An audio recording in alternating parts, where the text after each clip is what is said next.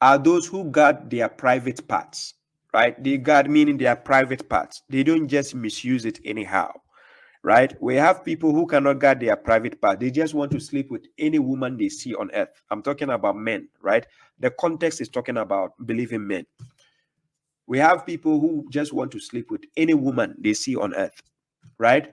Verse 6, except for their spouses, right?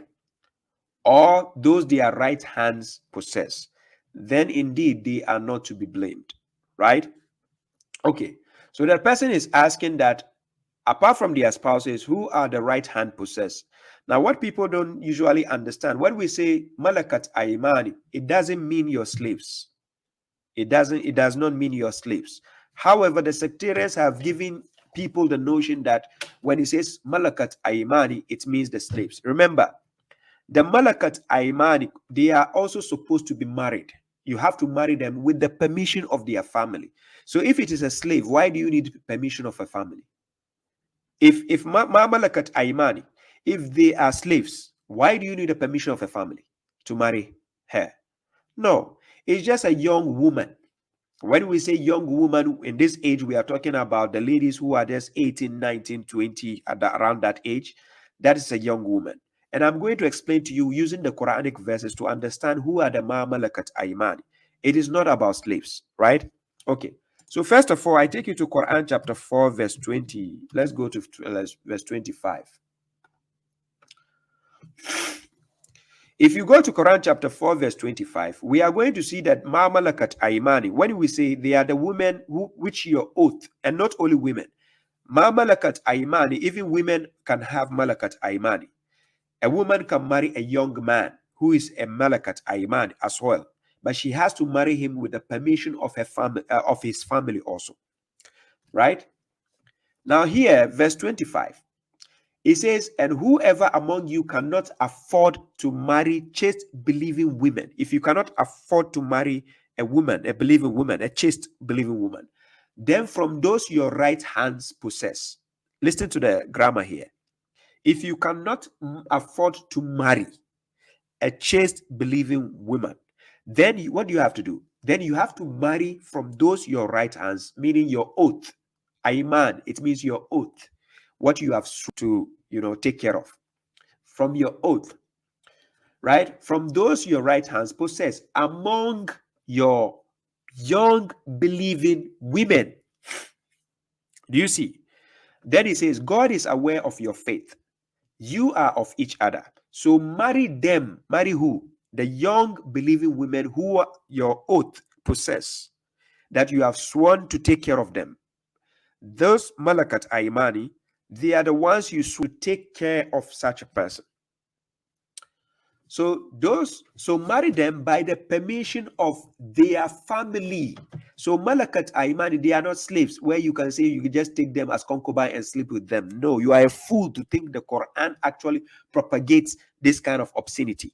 So then God says, marry them by the permission of their family. So you need a permission from the family of such a person who is possessed by the what? The oath, your right hand.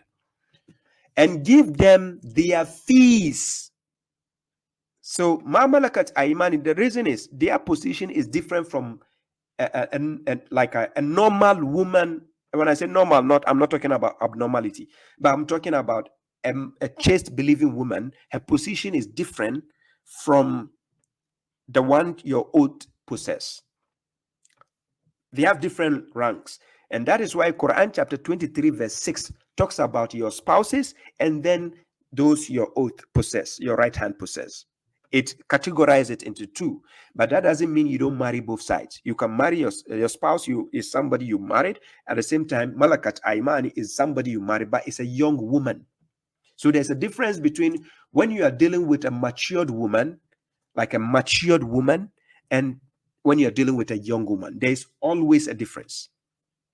So Quran chapter 4 verse 25 is telling you, and whoever among you cannot afford to marry a chaste believing woman, then from those your oath, that is your right hands, possess among your young believing women. God is aware of your faith. You are of each other. Then he says, so marry them by the permission of their family.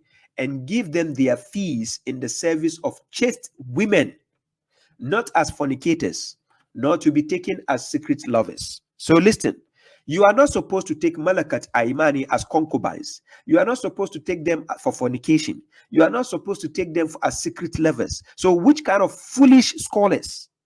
Which kind of foolish scholars are telling you that Malakat Aimani is talking about the slaves?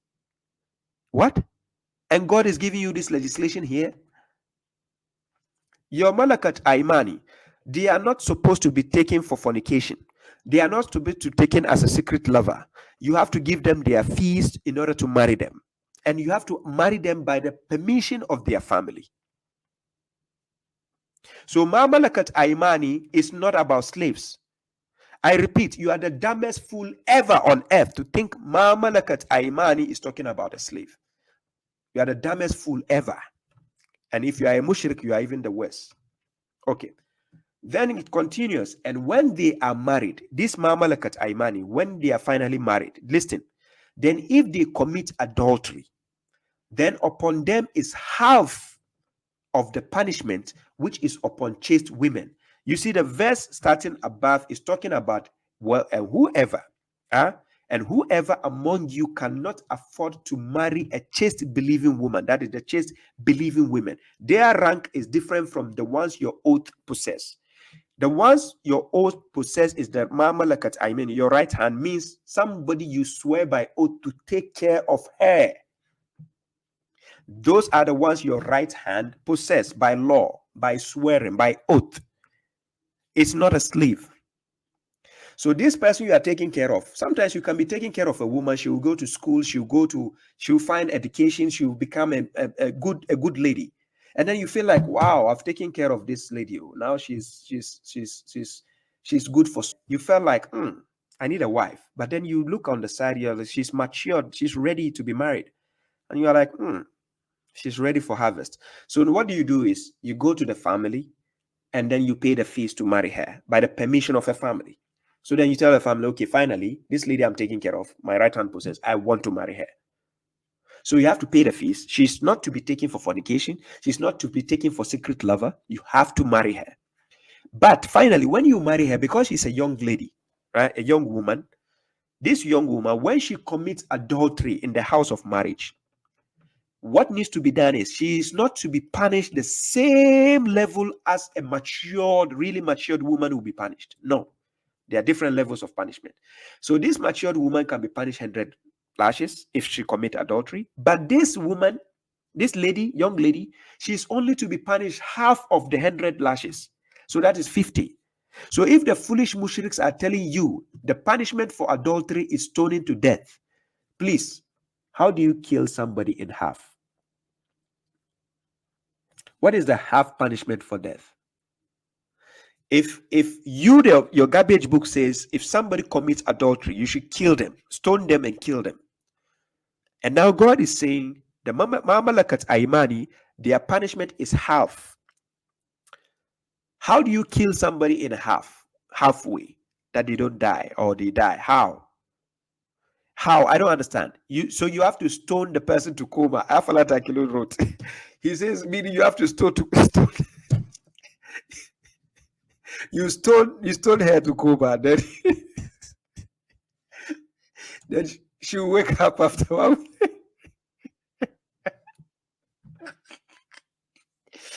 Hey. So God says now she has half punishment, which is upon a chaste woman. Then God says that is for whoever fears distress among you. But to be patient is better for you, and God is forgiving and merciful. So now again, we go to Quran chapter 24, verse 33. We are still trying to understand who are the Malakat Aimani. So from today, I want this argument buried and sealed forever and ever. Listen carefully. Okay, so Quran chapter 24, verse 33. Then God says, and let those who do not find marriage refrain. If you are searching for marriage, you keep searching on the market and you don't get, refrain. Then refrain until God enriches them from his favor. Then he says, and those who seek the registration When we talk about, that's why we have magistrate. Magistrate is in some of the developing countries. If you are taking a lady up for marriage, you can go to the magistrate and register your marriage that officially I'm with this lady. I'm married to this lady. So they will put it in the records. But at the time of the prophet was supposed to stand as the magistrate, where when somebody has to go and marry, when he's interested in a lady, they will register and put it in the record. So they will register that, hey, babashuaib wants to marry this lady. So we are putting it in the records. So now he's legally possessing her in marriage. So listen to the verse, chapter 24, verse 33. And those who seek the registration of those your right hands possess. So now, if you legally possess a lady by oath, that it doesn't mean you are married, you just taking care of her. Then now God says, hence register them if you know any good in them. So you register this man who is interested in this malakat aimani that you have, right? The ones you swear by oath you are going to take care of her. If somebody else who is a good person comes to say, I need her for marriage, this young lady you have, you can marry them. So then God says, and give them from the wealth of God which he has given you. So if somebody is interested in this lady, you can now sponsor them, because maybe he doesn't have enough money to marry a really matured woman. He needed a young lady. I'm going to give an example. Imagine going to slaughter a cow, a young cow and an adult cow. Which one is more befitting for slaughtering? When you slaughter an adult cow, you get enough meat. When you slaughter a young cow, because it's now being bred, is now like still growing, the process of becoming mature, it's not really in the position where you can enjoy the meat to the fullest. So which one becomes more expensive? The adult one becomes more expensive to acquire, whilst the one now on the way becoming an adult becomes less expensive. Do you understand my point? So you save enough money and you save enough strength in seeking for a malakat aimani. This malakat aimani is someone is already taking care of her, but she is not fully like in the level of this, really matured woman. So she is in the process of as a young woman, but not a girl, not like a kid. No, she's ready, but not in the same age as a really matured woman. You understand? Who is upon herself. So, and those who seek the registration of those your right hands or your oath possess, hence register them if you know any good in them, and give them from the wealth of God which he has given you. And do not compel your young girls, meaning your young women, don't compel them into what? Prostitution. This is what a lot of people do. They have young ladies at home, they push them to prostitution. When any man comes to park a car, a nice car, they are like, go to him. This man is rich. Go, go, go, go, go. You are a nice lady. Go, go. He will take you home. You understand? A lot of parents do that, especially in Africa. I know about this. A lot of parents do that. They will push the lady to this rich guy, whilst the guy will be sleeping with her and everything, bringing money at home, and then you understand? So God says, and do not compel your young girls into prostitution in order to seek the exhibition of the worldly life. Then God says, if they desire to be what? To be chaste. Because when a lady is chaste and she becomes mature, she has more value than a lady who is not chaste till she mature. So chastity is very important for women. Imagine going to buy a used car. A used car, the value on the market is down. But a car which has not been used, brand new car, the value on the market is high. So that is why God is actually suggesting you, advising you to let your young ladies remain chaste. Because when they grow, the value is higher. But when a woman has been used, you imagine a car which has been used about 10 drivers already using the car, and then you put it on the market for sale. Somebody will just ask you, how much distance has it been used? How much if you say it has been used for 200,000 kilometers, what happens? The value goes down. Do you understand what I'm saying? And similarly, when you go to the market, you go to the shop and they are selling a product, You don't like the one people have touched several times. You always want the one which is untouched, fresh. So you want to take it, the value is high. You want to pay full price for it. But because the one people have touched a lot, it is exhausted, you understand, you bargain, because you'll be like, Charlie, this one, it doesn't enfoul, it's too he's been used too much, so let me give some cheaper price. You understand? Okay, so I hope it's making sense. Let's continue. Then God says, if they decide to be chaste, and whoever compels them, then indeed God, after their compulsion, is forgiving and merciful. So based on Quran chapter 4 verse 25 and Quran chapter 24 verse 33, draw the conclusions here that ma malakat aymanikum or aymanihim is not talking about slaves. It is talking about the ladies which your oath, your right hand possess legally as the caretakers, meaning you are taking care of such a lady, but then it can happen that you decide to marry her, or it can happen that you want to give her hand in marriage to somebody else. You understand?